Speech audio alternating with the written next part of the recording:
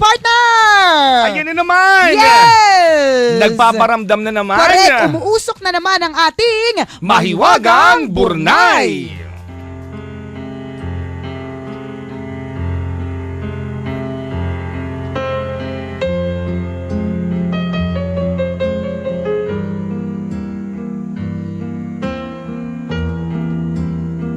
Ang sarap ng feeling, no, na umiinom ako ng tubig, naghihintay kayong lahat.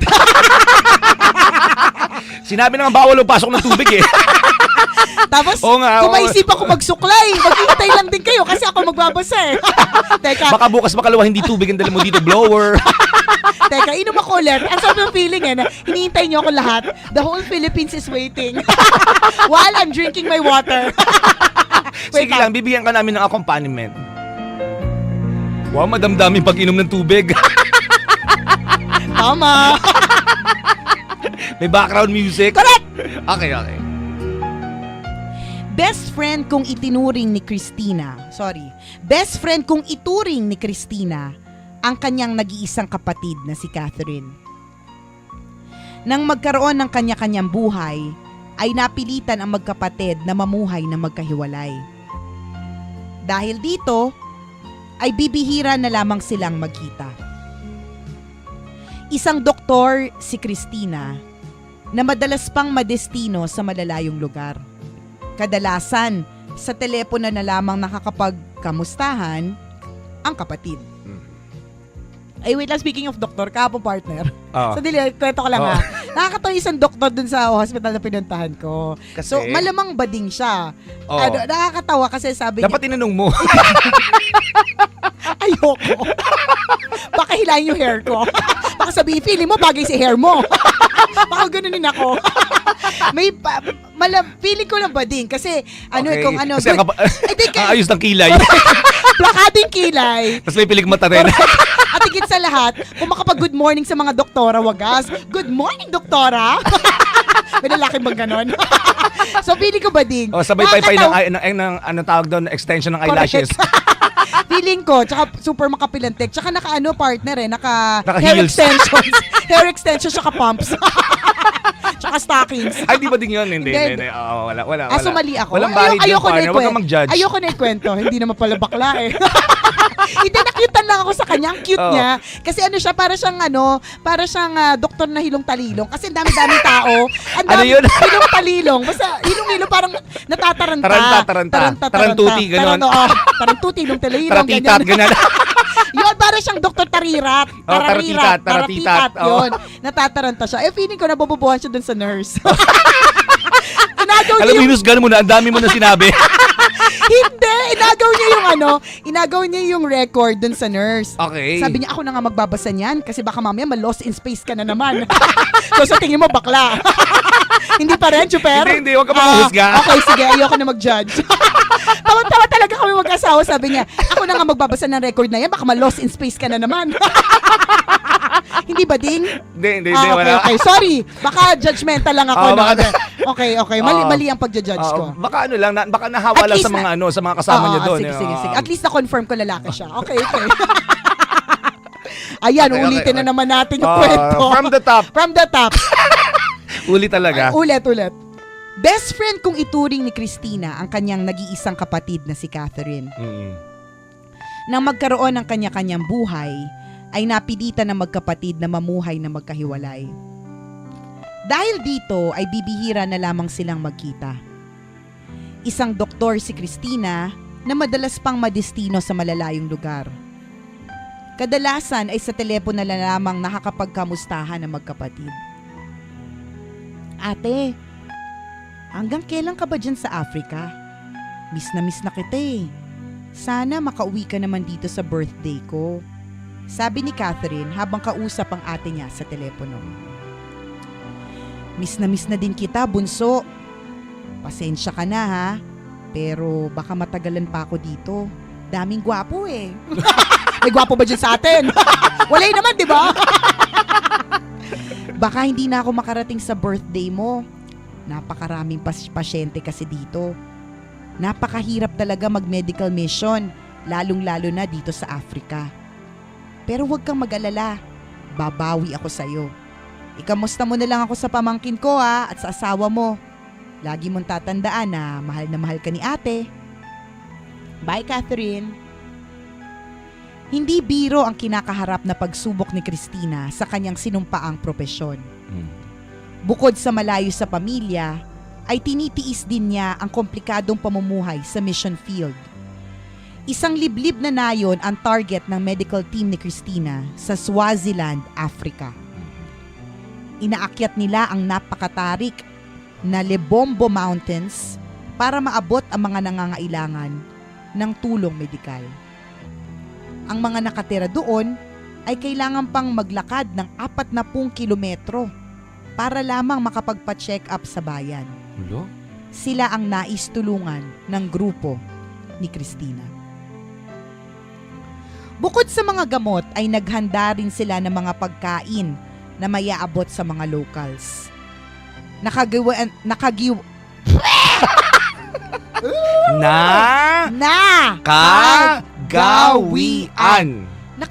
na. Minadali. Okay lang. Nagmadali. Naintindihan na namin. Sige. Nakagawian din ni Christina na maghanda ng mga candy at tsokolate na maaari niyang ipamigay sa mga batang pasyente. Isang araw, natawa ko sa YouTube. Parang kang bata mag-type. Ako ba nag-internet ako, huwag magulo. Nag-Facebook kaya ako, kwento ka lang dyan, nakikinig ako. Yung pag-type ni Christian, gamit ko lang po yung pointy finger. Parang bata. Isang araw ay inasikaso nila Christina ang 15,000 mga ulilang kabataan sa Swaziland. Ilan? 15,000. Hala? 50,000. Nag-isip din ako. Translate ka pa. 15,000. 50,000. Sinisa ko lang. Sabi tigil kami sa kisabi pareho. 15,000. 50,000.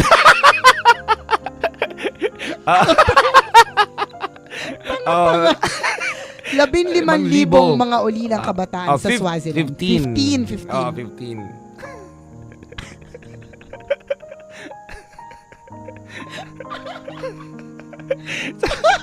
So, 5 po. 15,000. Kasi 15 basta 15,000. 15,000. Dami sa madaling salita. Marami. Doon niya nakilala si Tanzile, isang 7 taong gulang na batang babae.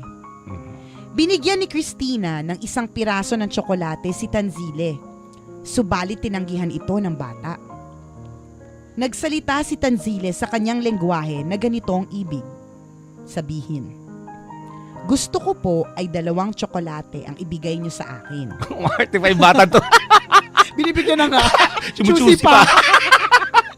Gusto ko po ay 2 tsokolate ang ibigay niyo sa akin.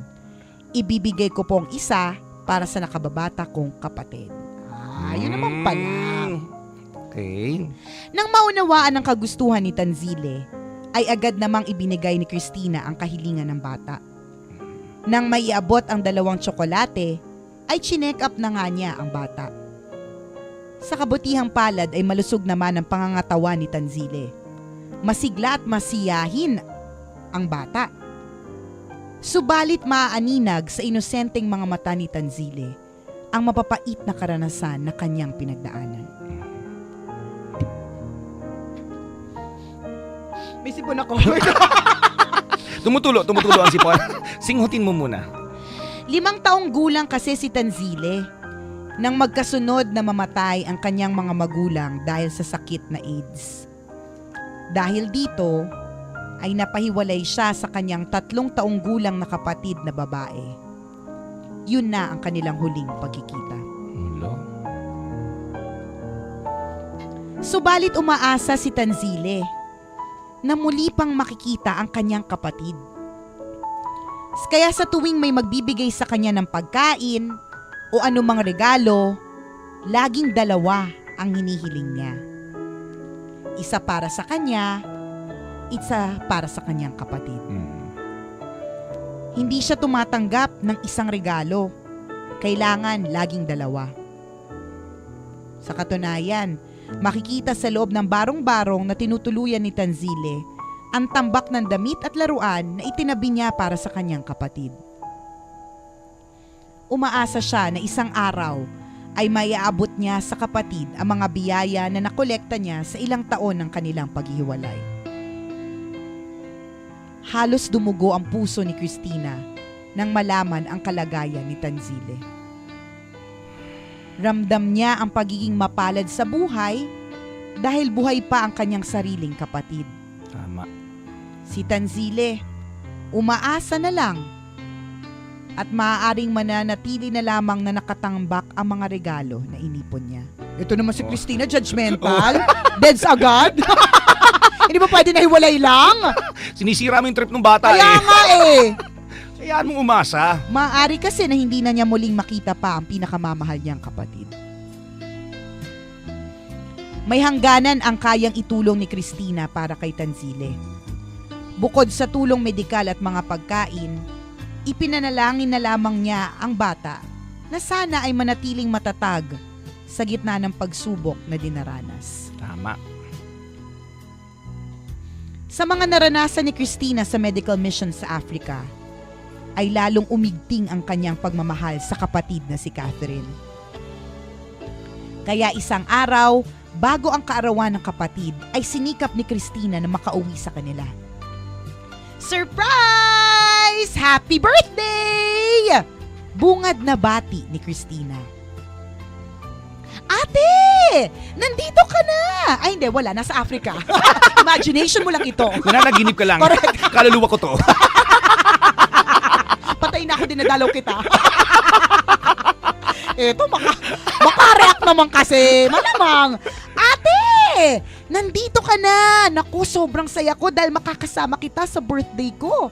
Tuwang-tuwang sabi ni Catherine kay Christina. Teka, Catherine. Hindi lang ako ang babati sa'yo sa birthday mo. May ipapakilala ako sa'yo. Oh, jowa ko. Kasamang jowa, okay. Inakay ni Christina ang isang batang babae na may dalang isang bag ng tsokolate. Dala niya si Tanzile. At akay-akay naman ni Tanzile ang isa pang batang babae, ang dating nawawalang kapatid nito na ngayon ay nahanap na ng medical team nila Christina. Nang maiabot kay Catherine ang mga regalong tsokolate, ay nagsimulang magpaliwanag si Christina. Inaasikaso ko na ang pag-adopt kay Tanzile at sa bunso niyang kapatid.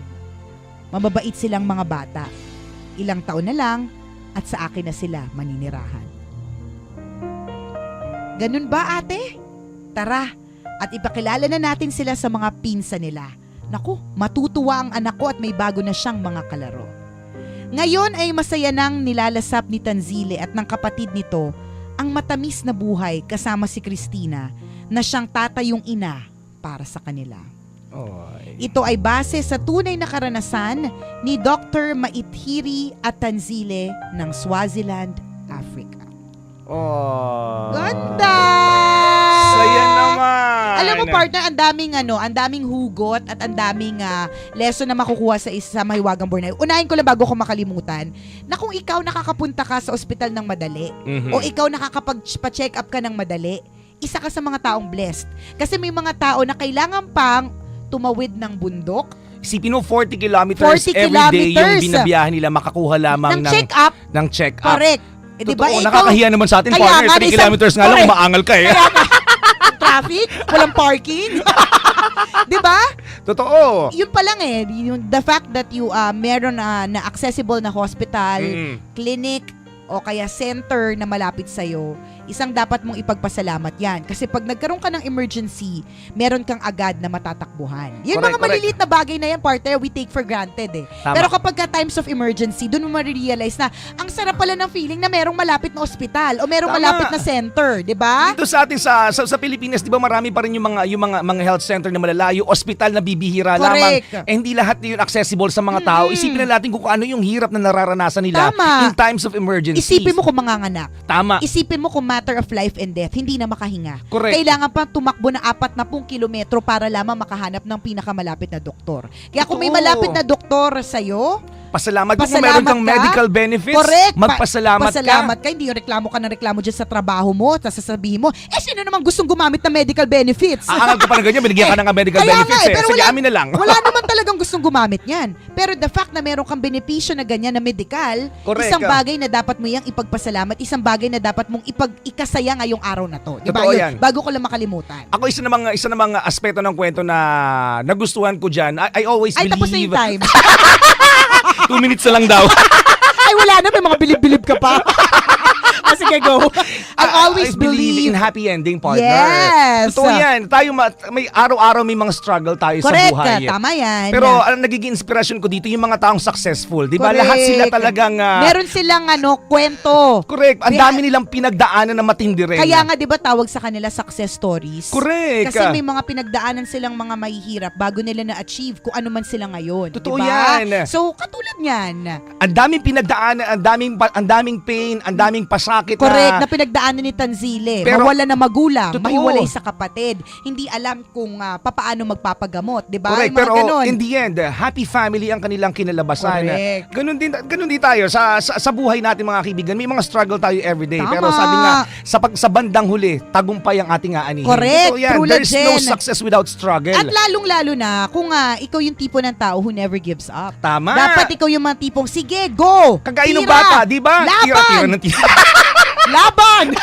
Asa lang ng asa, naniniwala siya na balang araw matatagpo Correct. rin niya nawawala niyang kapatid. Yan ang nangyayari mga kabisyo if you have faith in your heart. Tama. Diba kapag meron kang pananampalataya sa iyong puso at nananalig ka na meron Diyos, you can never go wrong. Tama. Sabi nga, if God is with you, who can be against you? Oh. Thank you, Mahiwagang Burnay, sa isa na namang napakagandang kwento. Ang mga kwento po ng Mahiwagang Burnay ay mababasa niyo po sa aming Facebook fan page. I-search nyo lang po, Tambalan! Like and share! Share ng share! Salamat mga kabisyo dahil sinamahan niyo po kami ngayong Tuesday na ito.